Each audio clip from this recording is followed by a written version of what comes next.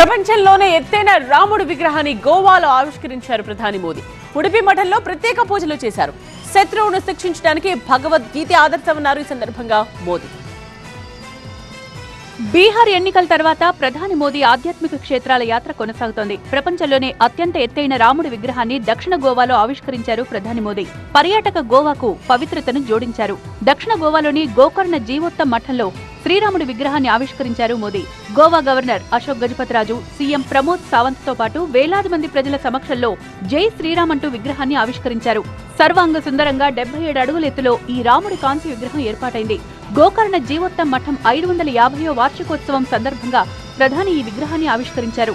గుజరాత్ కు చెందిన రామ్ సుతార్ అనే శిల్పి ఈ విగ్రహాన్ని రూపొందించారు. స్టాచ్యూ ఆఫ్ యూనిటీ రూపకర్త కూడా ఈ రామ్ సుతారే. అలాగే ప్రతిరోజు 10,000 మంది ఈ రాముణ్ణి చూసేలా గోకర్ణ మఠంలో ఏర్పాటు చేశారు. అంతకుముందు కర్ణాటకలోని ఉడిపిలో ప్రధాని మోదీ పర్యటన బిజీగా కొనసాగింది. ఉడిపి మఠంలో ప్రధాని ప్రత్యేక పూజలు నిర్వహించారు. ఉడిపిలో భారీ రోడ్ షో నిర్వహించారు. తర్వాత లక్షకంఠ గీతా పారాయణ కార్యక్రమంలో పాల్గొన్నారు మోదీ.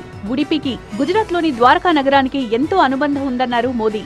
ఉడిపి సభలో పాకిస్తాన్ కు గట్టిగా వార్నింగ్ ఇచ్చారు మోదీ. పహల్గాం ఉగ్రదాడిలో కర్ణాటకకు చెందిన వాళ్లు కూడా ప్రాణాలు కోల్పోయారని అన్నారు. ఆపరేషన్ సింధూర్ కు భగవద్గీత నుంచే ప్రేరణ తీసుకున్నామని చెప్పారు.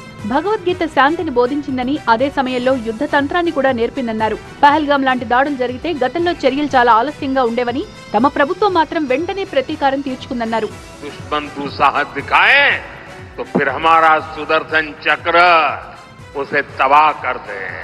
लेकिन पहले जब ऐसे आतंकी हमले होते थे तो सरकारें हाथ पर हाथ रखकर बैठ जाती, लेकिन ये नया भारत है, ये न किसी के आगे झुकता है और न ही अपने नागरिकों की रक्षा के कर्तव्य से डिगता है।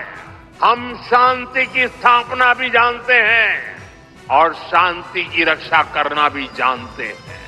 గోవా ఉడిపి పర్యటన తర్వాత ఢిల్లీకి చేరుకున్నారు మోదీ.